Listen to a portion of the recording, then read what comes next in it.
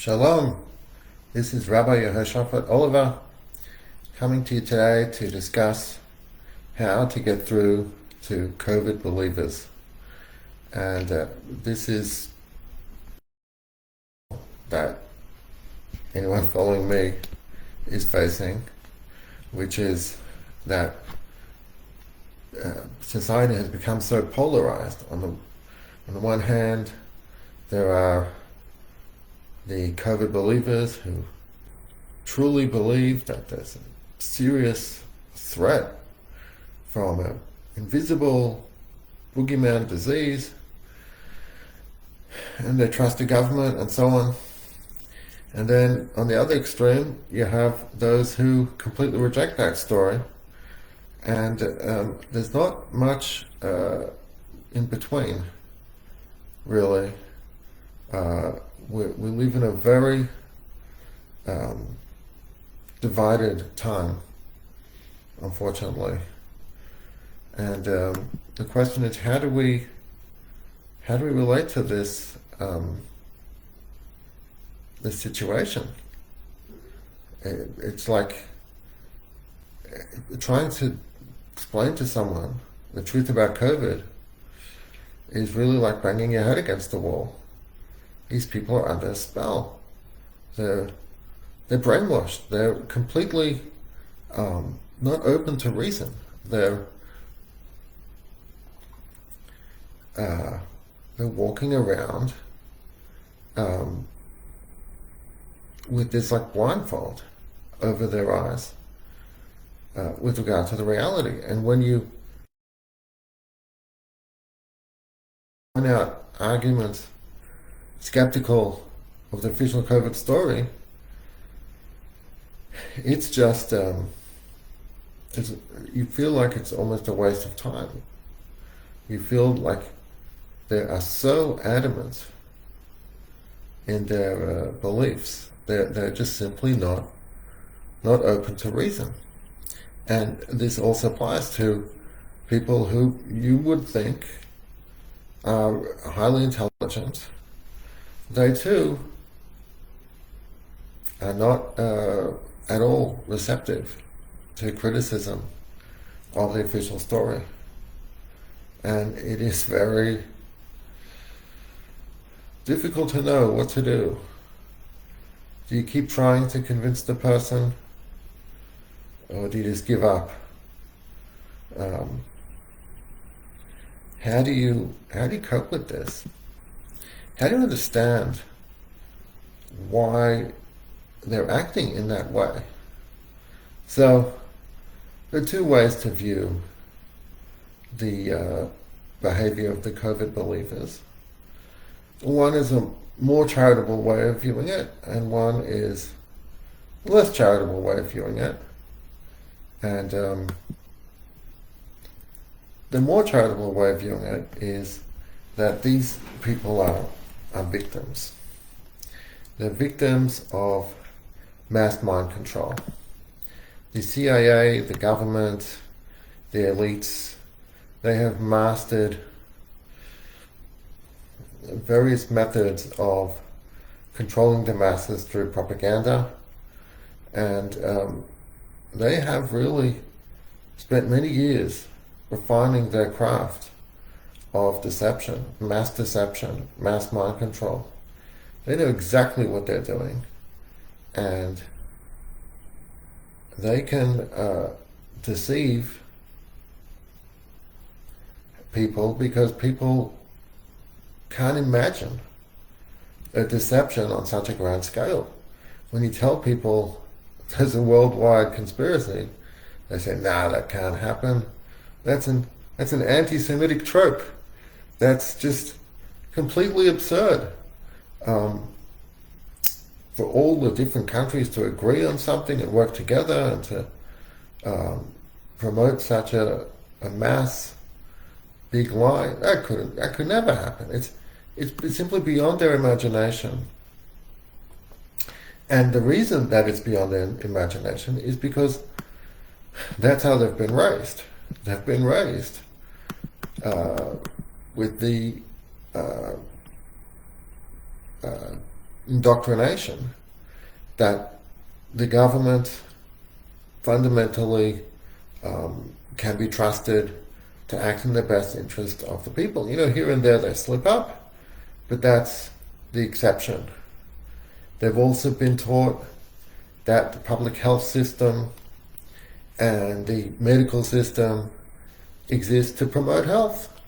And, so here and there they slip up, but they're basically trustworthy.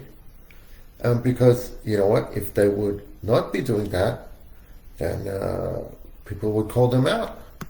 And so therefore they're basically trustworthy. The government is trustworthy to promote the best interest of the people, and you can take their word. You take them at their word when they say they mean something for your best interest. They have and they present themselves as having no ulterior motive. You can basically trust them. How did people come to such a ridiculous belief? It's through all the propaganda in the media, and also especially through the welfare state, when you receive money from the state, so that blinds you. Anyone you receive money from, you're essentially bribed and blinded to their flaws. So the whole culture, the whole society we live in today, where we pay taxes, and then that goes to the people who sort of feel as if they're getting it from the government, really they're not even getting it from the government, but they're getting it from the other people, but in their minds they're getting it from the government or from particular politicians or particular parties. And another cause of this belief is all the nationalist propaganda, the displays of the flag and the national anthems. This all gets people to believe in sort of this myth, this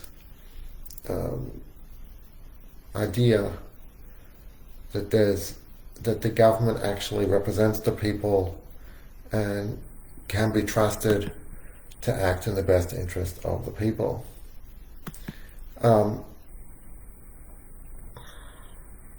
then we have all the military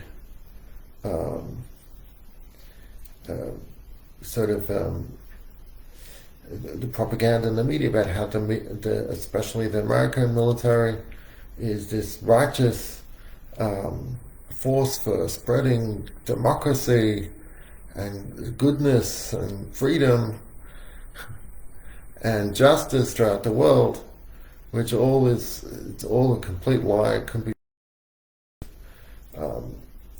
but if you watch the news, that's what you would think.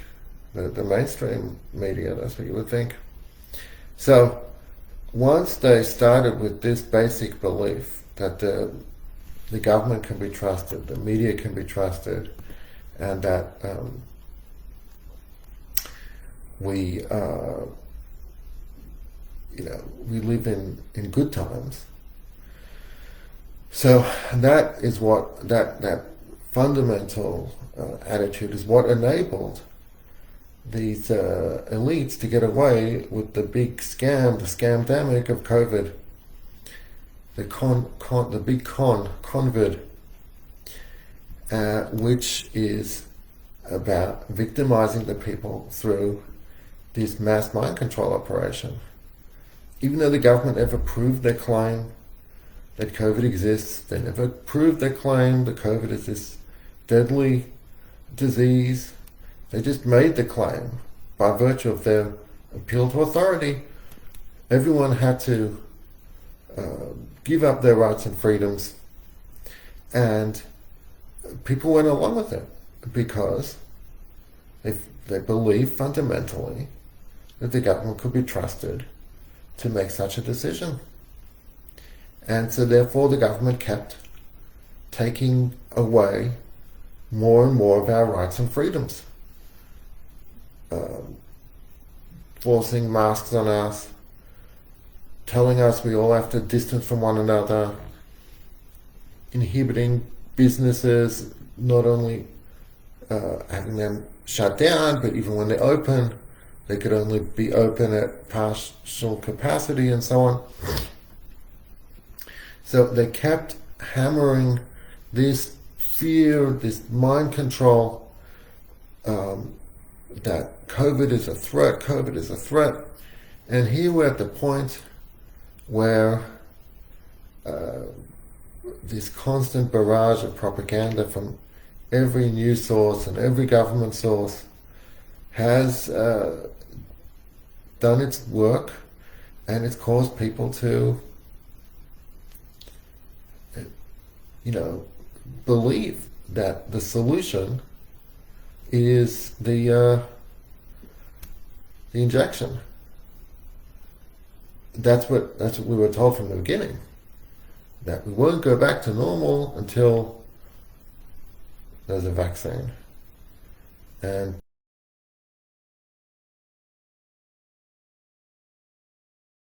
managed to come up with a vaccine in such a short time, never before done. Warp speed, just such an accomplishment, just a complete miracle.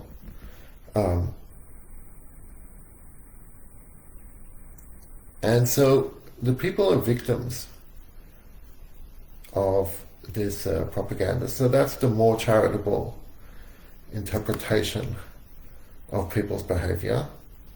And the less charitable interpretation is that people don't truly fear God. They essentially idolize the government. They've taken God and they've lowered his status, and above the government, above God is the state. The state is supreme. So they worship the state. And even religious people, to some degree, subconsciously, have this attitude. They view the state as sort of all-powerful. And this idea of, what if there's a conflict between what God says to do and what the government says to do, it's a very unpleasant conflict for them. It's not a straightforward thing that they would say necessarily to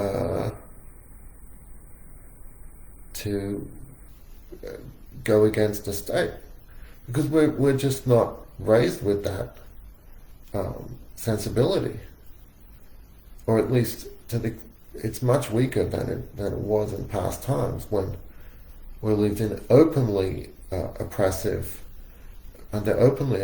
regimes. But here, what we are living under is a regime of deception that presents itself as if it's righteous, as if it's freedom and equality and justice, and in reality, it's extreme tyranny.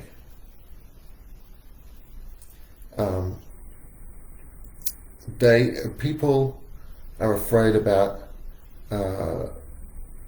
not being rejected from their social group. If they're deviating from the norm, then they'll be ostracized. They'll become pariahs. If they disagree with the authorities, well, then they're seen as being disrespectful to authority. They're afraid of being called names. Whatever name it may be, it doesn't matter. What do you care about more, the truth or being called a tinfoil hat conspiracy theorist? No one should be worried about being called any names if they care about the truth. I'm not saying that that's easy, but that should be the mentality. And people are more concerned about suffering the pain of embarrassment than standing up for the truth. People also, this is somewhat more understandable. People are afraid about losing their life. If it comes out that they disagreed with the accepted doctrine, and therefore what this does is it creates a chilling effect. People don't think critically about the story, the official story. And people also lack in self-respect to stand up for the truth without fear. They're too afraid of what other people think of them, and they're afraid of their image. They don't want to be seen to be not caring about public health, or seen to be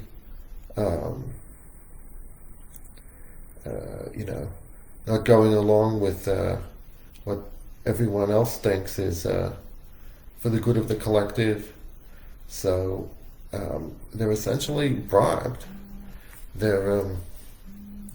have all these conflicts of interest that lead them to submit to the government and submit to the official narrative and to go along with the measures, and therefore ultimately to also go along with the injection.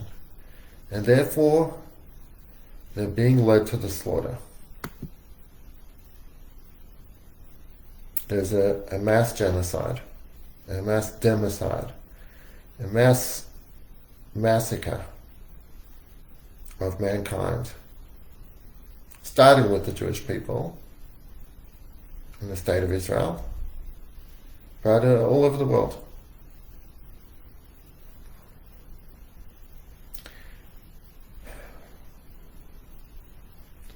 So either way you look at it, we have to try to educate people to transcend these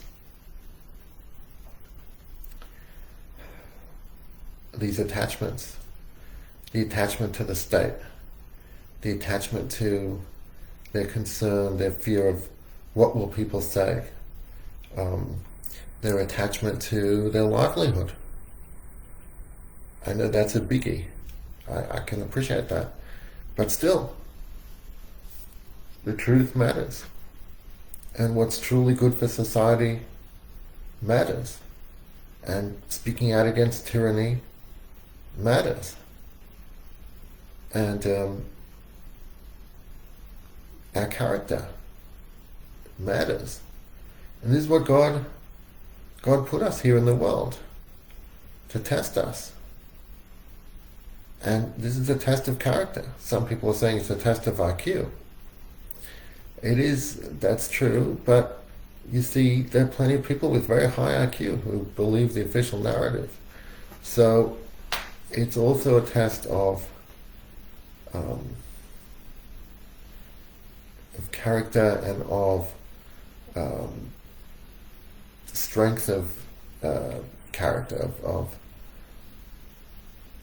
the willingness to go against the majority for the sake of the truth, for the sake of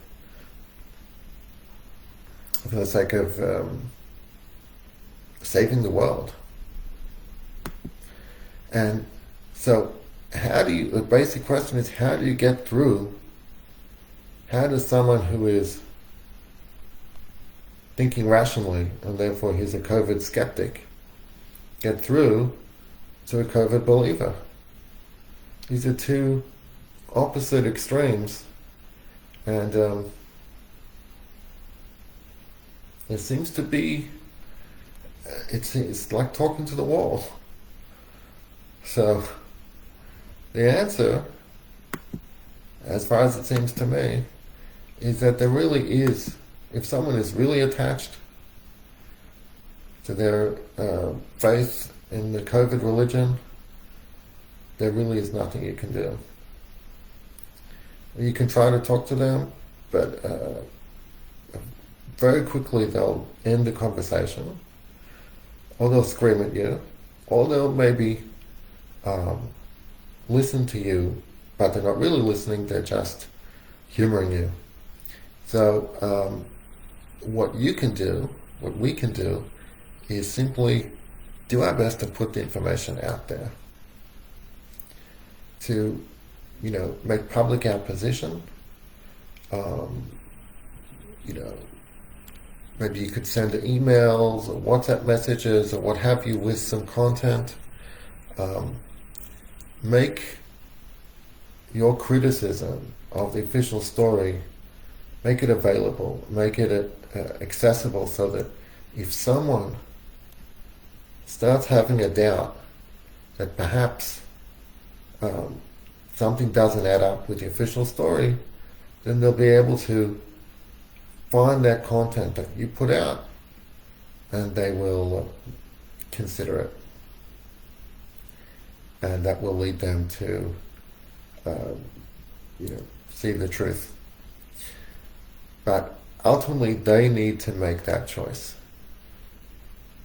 They need to make the personal choice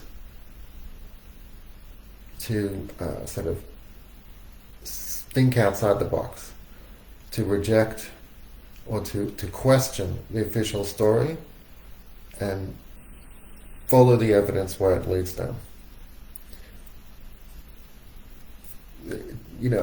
If you're talking to the wall, it won't get you anywhere. And, myself and others have had the experience of spending long amounts of time trying to persuade people and sending them material, and everything you send them, they just have some excuse to dismiss. Either they won't look at it in the first place, or they will come up with some excuse. And we're talking about very intelligent people will come up with some excuse. And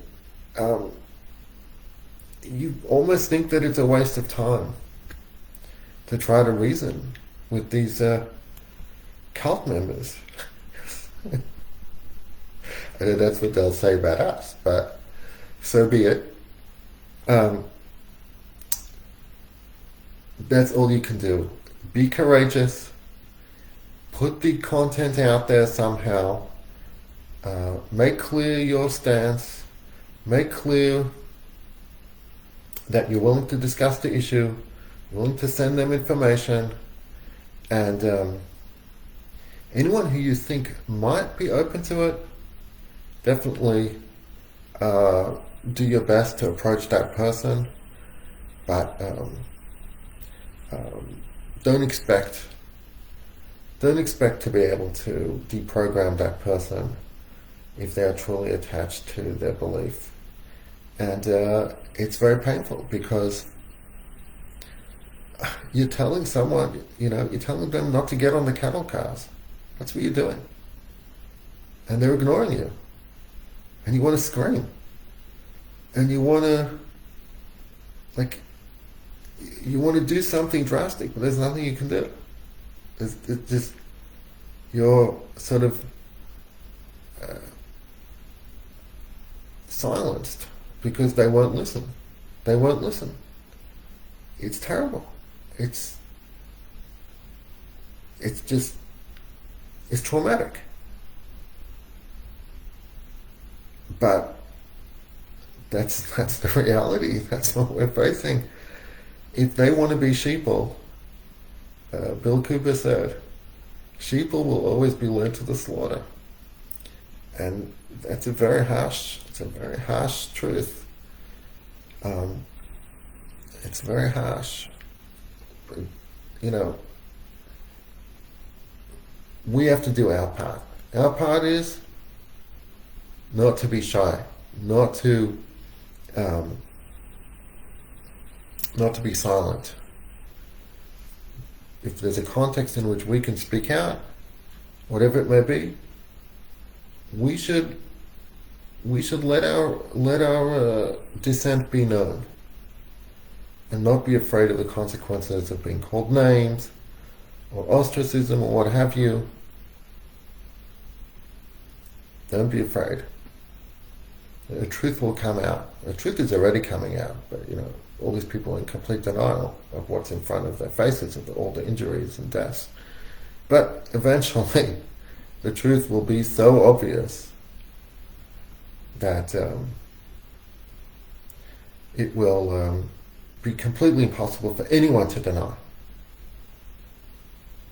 because the tyranny will be so full-blown. And the veil of deception will be brought down, and they'll just come out with complete tyranny. God forbid, I hope that doesn't happen, but that's the direction in which things are going. So, yeah, God bless. Shalom.